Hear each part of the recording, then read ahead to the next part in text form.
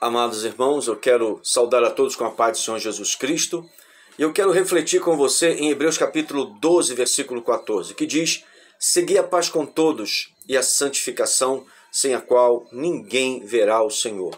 A paz não é somente a ausência de guerra, não é somente a ausência de contendas, também é. Porém, essa paz aqui Hebreus se refere, primeiro, é com todos. Com todos quem?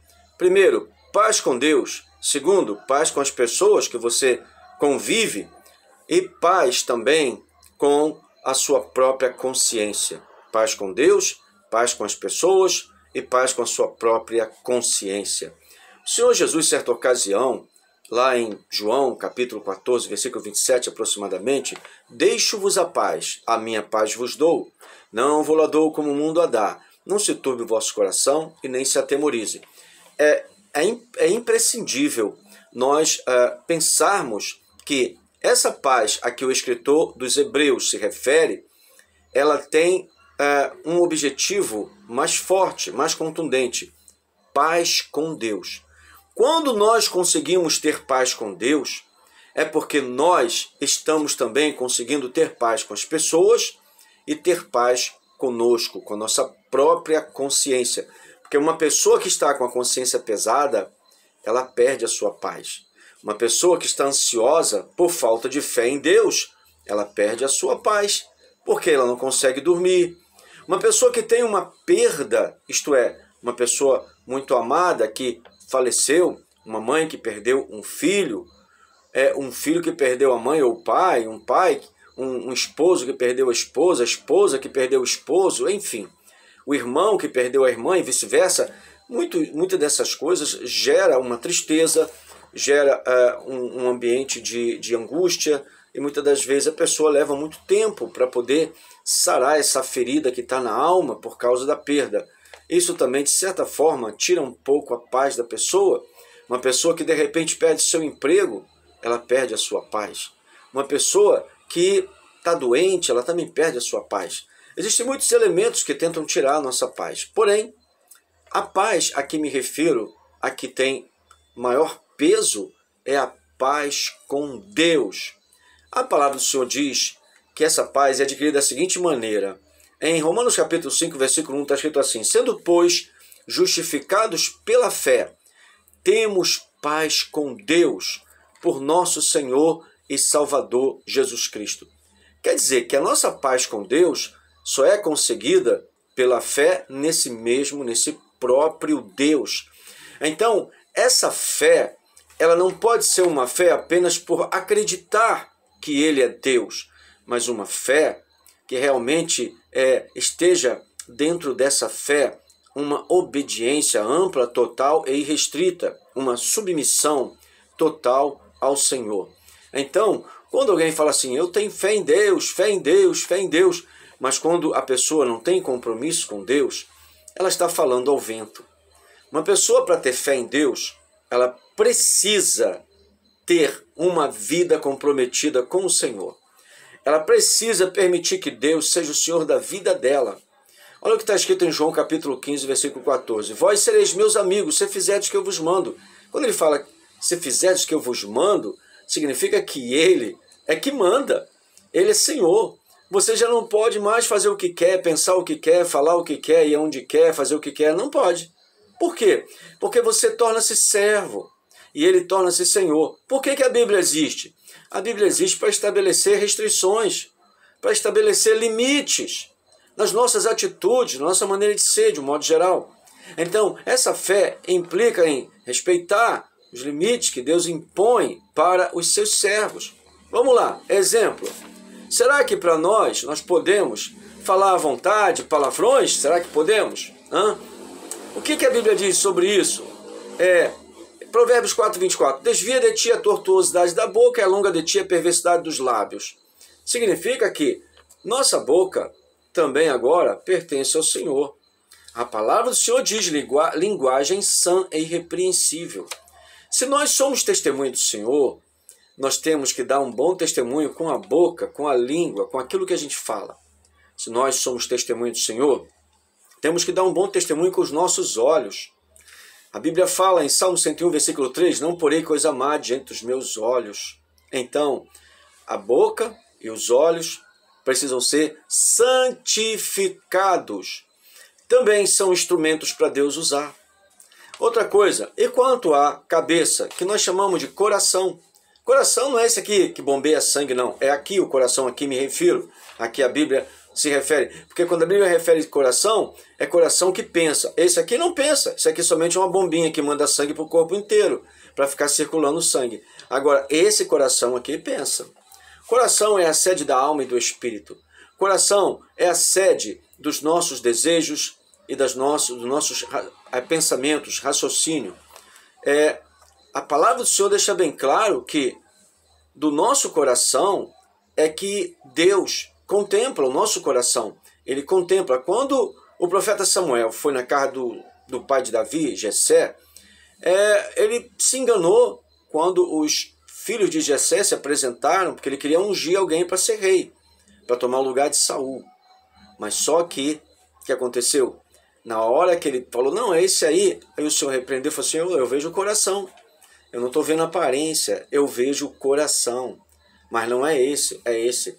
E onde estava Davi? Acabaram seus mancebos? Não, ainda tem um. Está cuidando das ovelhas feridas, ovelhas machucadas. Isso nos revela uma lição preciosa. A chamada para Davi ser rei de Israel é uma chamada legítima. Primeiro porque foi feita por Deus. Segundo, olha o dom de Deus na vida de Davi. Ele não estava cuidando de ovelhas boas, estava cuidando de ovelhas feridas, ovelhas aleijadas, ovelhas que tinham problemas, que tinham dificuldades. Então, o verdadeiro pastor, ele não procura só ovelha gorda e bonita e grande, forte, com muita lã, com muita carne, que gera muita ovelha. Não. Ele também cuida das ovelhas feridas, das ovelhas que estão com a perna quebrada, das ovelhas que têm problemas, seja de ordem financeira, seja de ordem sentimental, psicológica, emocional, seja de qual for a natureza. O pastor verdadeiro, que é chamado por Deus, ele se interessa por todas as ovelhas, aquelas que dão um dízimo pequenininho e aquelas que dão um dízimo gordo, não importa. Todas as ovelhas são importantes perante o Senhor, porque Deus tenta nos ensinar a olhar para as pessoas não pelo que elas têm, mas pelo que elas são. Porque quando nós olhamos com o mesmo olhar de Deus, nós certamente vamos nos dispor a ajudar essas ovelhas. Então, a paz deve ser compreendida. A paz com Deus, como eu falei, e também agora a paz com os irmãos. Em João capítulo 13, versículo 35, está escrito: nisto todos conhecerão que sois os meus discípulos, se vos amardes uns aos outros. O que significa isso? Significa que quando nós temos paz, é porque amamos os irmãos. E irmãos, como pode? Se eu for discriminar um irmão, uma irmã, como que vai ser lá no céu? Será que eu vou chegar até lá? Com certeza não. Porque se eu rejeito meu irmão, se eu rejeito a minha irmã, se eu discrimino meu irmão, se eu discrimino a minha irmã, eu não posso entrar no céu. No céu só entra aqueles que têm amor. Amor até inclusive pelos seus inimigos, entende? É só você ler Mateus capítulo 5, versículo 44. Que coisa interessante. Olha aqui, Marcos capítulo 9, versículo 50, está escrito assim: paz, bom é o sal, mas se o sal se tornar insulso, com que o adubareis? Nós somos sal da terra, mas não podemos ser um sal que não salgue. Tende sal em vós mesmos, e paz uns com os outros. Isso é um registro das palavras do Senhor Jesus. A paz com as demais pessoas. Temos que ter paz com todas as pessoas. E como é isso? É só crucificar o ego. É só não ficar na carne. O nosso senso de autojustiça, de um modo geral, sempre atrapalha os nossos relacionamentos. Muitos crentes, não são todos, é claro, muitos crentes, eles são incapazes de levar desaforo para casa, ou na própria casa. E por que isso? Senso de autojustiça. Algumas vezes somos ofendidos, mas veja não seguir pela sua cabeça, nem pela cabeça de ninguém, seguir pela Bíblia. A Bíblia fala, em 2 de Timóteo, capítulo 2, versículo 24, o seguinte: e ao servo do Senhor não convém contender, mas sim ser manso para com todos, apto para ensinar, sofredor. Mas por que isso? Porque conforme Provérbios, capítulo 18, versículo 19, diz que o irmão ofendido é mais difícil de conquistar do que uma cidade forte, e as contendas são como ferrolhos de um palácio. Para pensar nisso. Lá em Provérbios capítulo 15, versículo 1, está escrito que a palavra branda desvia o furor, mas a resposta dura suscita a ira. Então, muitas das vezes, por não medir, alguns crentes, por não medir o peso das palavras, às vezes é uma palavra ofensiva, com um peso muito grande. E isso pode gerar uma discussão e pode gerar até mesmo uma agressão física. Ou, muito além, um homicídio. Muitas pessoas morreram por causa de palavras. Muitas pessoas mataram por causa de palavras. Muitas pessoas escandalizaram o Evangelho por causa de palavras. Há momentos que o Senhor nos orienta a ficarmos calados, mesmo tendo razão. Porque o inimigo, ele é o passarinheiro. E nós não podemos cair no laço do passarinheiro, porque o passarinheiro quer atingir principalmente aquelas pessoas que estão vivendo na presença de Deus. Todas as vezes que um crente se consagra, que se santifica e vive uma vida que agrada a Deus, esse crente, ele é muito mais atacado do que os outros que são mais displicentes, negligentes e até mesmo desinteressados em ter uma vida de maior proximidade com Deus. Então isso é sério, isso é fato.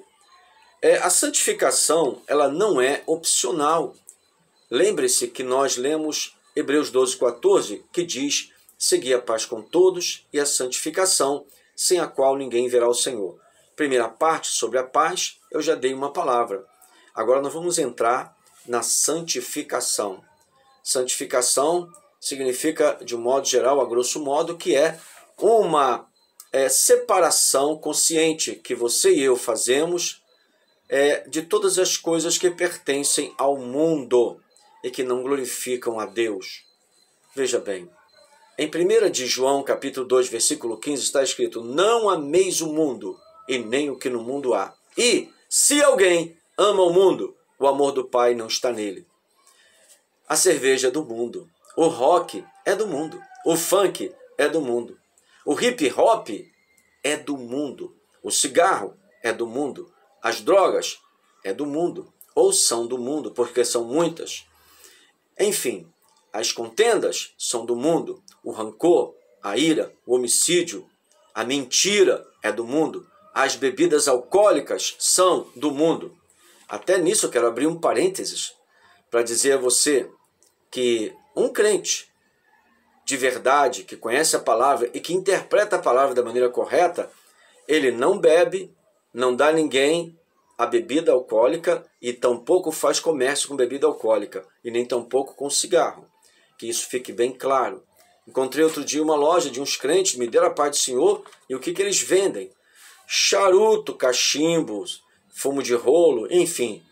Entende?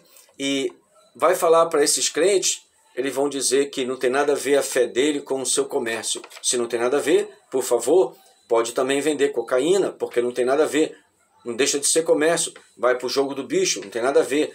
Sabe, essa relativização, não tem nada a ver, não tem nada a ver, não tem nada a ver, vai levar muito crente para o inferno e já tem levado. E aí, quando chegar lá, o diabo vai debochar da sua cara e vai dizer: não tem nada a ver, tu vai ficar aqui. Então, não tem nada a ver, né? Muito continuando aqui. A santificação não é opcional. Por quê? Porque o Senhor Jesus, ele disse: sem a santificação, ninguém verá o Senhor.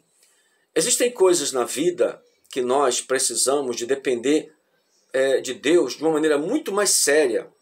Nós temos que depender de Deus de todas as formas. Eu estou falando para crente, é claro. Então, mas existem coisas que nós temos que tomar muito cuidado. Porque quando o crente não é capaz de perceber, de entender, de discernir, de compreender o que é e o que não é pecado, isso é muito sério. Imagine uma pessoa que é líder de uma igreja e ela tem bebida alcoólica na sua casa, toma sempre um cálicezinho e ainda tem a cara de pau de dizer que Jesus ele transformou água em vinho nas bodas de Caná. Meu amado, Jesus transformou água em vinho não fermentado, porque o Senhor Jesus conhecia as Escrituras. Ou alguém tem dúvida? Desde os 12 anos ele conhecia as Escrituras. Será que o Senhor Jesus nunca leu a história de Sansão, que era nazireu de Deus, e que não podia tocar em bebida alcoólica, senão quebraria o voto de nazireado? Será que ele não conhecia Provérbios capítulo 23? Será que ele não conhecia? Então, imagine, quando uma pessoa fala que Jesus transformou a água em vinho alcoólico, ela está dizendo que Jesus pecou. Porque Jesus, conhecendo Provérbios 23, Jesus conhecendo o voto de nazireado, ele sendo superior a tudo isso, porque ele estava na graça, mediador da graça, como que ele iria passar por cima de tudo isso e ia transformar água em vinho alcoólico? Jamais! É uma questão de bom senso, é um raciocínio, é uma interpretação muito básica. O Senhor Jesus ele jamais fez isso, faria. Porque eu no lugar dele não faria, quanto mais ele que é Deus, e eu nunca serei Deus e nunca fui. Pois bem, é impossível a santificação sem... Vamos lá. Como a pessoa pode se santificar se não ora? Ora sim, 30 segundos por dia. Ai, um tempo longo, né? 30 segundos. 2 minutos, 5 minutos. Não. Quanto mais oração. Graças ao bom e eterno Deus, eu comecei a orar 30 minutos por dia, passei para 1 hora, agora passei algum tempo atrás para 2 horas por dia. Estou muito feliz. Por quê? Porque oração e jejum, meditação na Bíblia, vigilância não pode faltar na vida do crente. E um detalhe, nenhum crente consegue se santificar sendo um desigrejado. A Bíblia fala no Salmo 133, ó quão bom e quão suave é que os irmãos vivam em união. O Senhor Jesus é pastor de ovelhas no plural. E eu não me lembro, em nenhum momento na Bíblia, que algum pastor, ele tem uma ovelha no norte, outra no sul, elas ficam espalhadas e ele fica sozinho, né? Aí vai visitar uma. Não existe isso não. Na Bíblia não existe respaldo para esse tipo de raciocínio.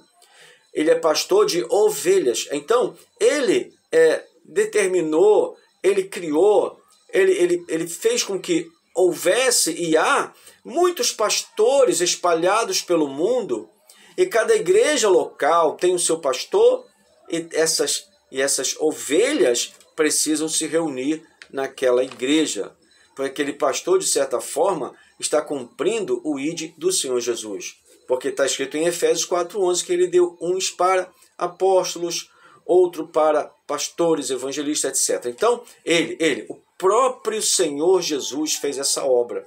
Então, esse negócio de viver com Cristo em casa, isso não é bíblico e isso é pecado. Sim, por que é pecado? Aí você, não, me diz por que é pecado, não fumo, não bebo, não roubo, não minto, e não, dá uma lista enorme de não.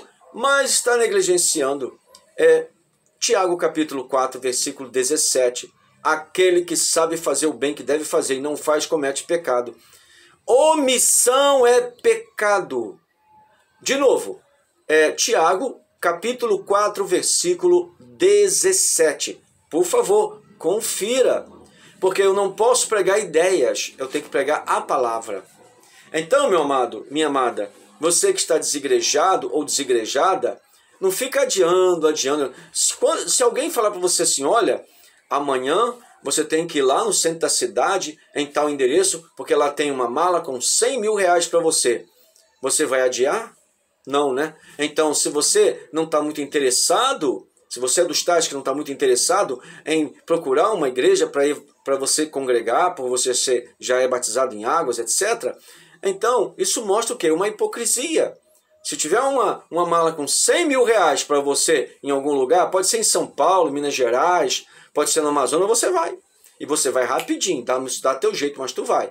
É ou não é? Vai sim. Agora, se é para poder acertar as coisas com Deus, aí vai empurrando com a barriga, né? Não é isso? Então isso também é pecado. Deus conhece as intenções dos nossos corações. Não adianta, nós não vamos encontrar uma igreja perfeita aqui na Terra. Toda igreja tem problemas. Umas mais, outras menos, mas toda igreja tem problema. O que nós temos que fazer é sermos referência nas igrejas problemáticas. As pessoas vão olhar para a sua postura, para o seu posicionamento, elas vão te observar. E quando te observarem, quando você, por exemplo, der uma palavra, quando as pessoas forem querer fazer fofoca, fazer alguma coisa com você, tentar te usar e você falar com licença e vai embora, as pessoas vão ver que você é diferente. Então, é necessário que pessoas consagradas, espirituais, convivam no meio de pessoas carnais. É necessário. Se Deus pusesse pessoas espirituais tudo numa só igreja, por exemplo, 10 igrejas com pessoas só espirituais, sabe? Naquele nível espiritual, numa escala de 1 a 10, todo nível 10. Aquelas outras igrejas que os crentes estão nível 1, nível 2, né? Que os crentes tudo carnal, os crentes tudo assim mundano, não tem nenhuma pessoa espiritual junto deles para poder tentar, de alguma forma, salvar alguns, aí é que a vaca vai para o brejo. Não, Deus não faz isso. Muitas vezes Deus nos coloca em igrejas problemáticas, para que Ele possa nos usar nessas igrejas. Quantas vezes um crente cheio do Espírito Santo, cheio de sabedoria, cheio de paciência, longanimidade, benignidade, fé, mansidão, temperança, etc., esse crente numa igreja problemática, a igreja começa a mudar, por causa de um crente. Olha, assim como a Bíblia diz que um pouco de fermento leveda toda a massa, uma única luz em um lugar cheio de trevas, essa luz ilumina o lugar todo.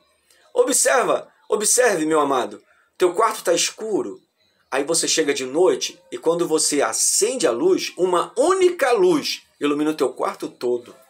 Para pensar nisso. Agora, joga isso para o campo espiritual. O que acontece com um crente cheio da presença de Deus? O que acontece com um crente cheio da glória de Deus? O que acontece com um crente cheio de coisas de Deus, da presença do Espírito Santo na sua vida, de sabedoria de Deus? Ele entra numa igreja problemática, vai causar um impacto nas trevas daquela igreja. E muitos crentes vão começar a sentir, sabe o quê? Sentir necessidade de não ficar inferior a esse crente. Deus trabalha assim, Deus trabalha com as pessoas, parece que é um monte de criança, que é como assim, o fulaninho está fazendo melhor, eu vou tentar fazer igual ele. E aí, nisso aí a pessoa acaba se convertendo. É necessário sim que nós, aqueles que estão consagrados, convivam no meio de crente ruim, crente problemático, aqueles crentes ruinzinho mesmo, aqueles crentes que é igual pneu careca, só anda batendo. Mas Jesus, ele faz a obra na nossa vida e também faz através da nossa vida a obra na vida de outros. Você que é forte, ajude os fracos. Você que é compreensivo, ajude os incompreensivos. Você que é espiritual, ajude os carnais. Você que não é fofoqueiro, ajude na libertação dos fofoqueiros. É isso aí. Nós somos luz no meio das trevas. Nós somos sal também para salgar. Nós somos bênção. Nós quem? Aqueles que estão dentro de um bom nível espiritual. E os outros? Os outros têm uma promessa de Deus para todos nós. Sabe qual é? Filipenses 1,6. Tendo por certo isto mesmo, que aquele que em vós começou a boa obra, a aperfeiçoará até o dia de Jesus Cristo. Então, nós temos que ser aperfeiçoados. E o Senhor Jesus é que nos aperfeiçoa. Então, nós temos que orar sem cessar, temos que jejuar, temos que vigiar, temos que ter reflexões bíblicas diárias, temos que ter frequência à igreja. Hebreus 10, 25, não deixando a nossa congregação, como é costume de alguns, não é verdade? Então, nós temos que ter uma igreja, frequentar uma igreja, ser submisso a um pastor, ok? Ser dizimistas fiéis. Mateus 23, 23, Lucas 11, 42, Lucas capítulo 18, versículos 11 e 12, e Hebreus capítulo 7, do versículo 4 ao 6. E outra coisa, temos que ser semeadores da palavra. não podemos ir só para a igreja. Ah, eu estou bem, fui para a igreja. Não, não é. Isso não é suficiente. Temos que também evangelizar. Ah, eu não sei falar, fico sem jeito. Então compra um monte de folhetos e distribui. Agora, não deixe. Pense no seguinte: o inferno é cruel, o inferno é eterno, o inferno é real. A Bíblia diz, em Romanos 6,23, que o salário do pecado é a morte. Que morte é essa? É morte eterna. Porque a morte física, ela já está decretada desde os tempos de Noé para cá. Antes de Noé havia longevidade. De Noé para cá não tem mais, acabou a longevidade. Tanto é que antes de Noé, Matusalém, né, viveu 969 anos. Então, agora não. A longevidade não existe mais. Então nós precisamos de pensar nas almas. Vamos livrar as almas do inferno. Mas escute, se eu não me santificar, eu também vou para o inferno. Então, é tempo de santificação. Oração, jejum, vigilância, frequência à igreja, reflexão bíblica, enfim, não envolver-se em contenda, ter paz com todos e viver uma vida com um radar ligado. Ó, se aquele caminho ali não é bom, se aquele ambiente não é bom, então não vou. Tem coisas, pessoas, objetos e até programações na televisão que não são do agrado de Deus. Então você tem que, ficar ligado. Você tem que ter capacidade de separar joio do trigo. As coisas que contaminam das coisas que não contaminam. Que Deus em Cristo te abençoe. Eu sou o pastor Antônio Carlos. O meu e-mail é trabalhandoparosenhor@gmail.com. Dê um clique, compartilhe e faça comentário, porque você vai ajudar o meu canal. Compartilhe essa mensagem. Pode ser que para muita gente ela vai ser uma bênção. Que Deus em Cristo te abençoe, em nome de Jesus.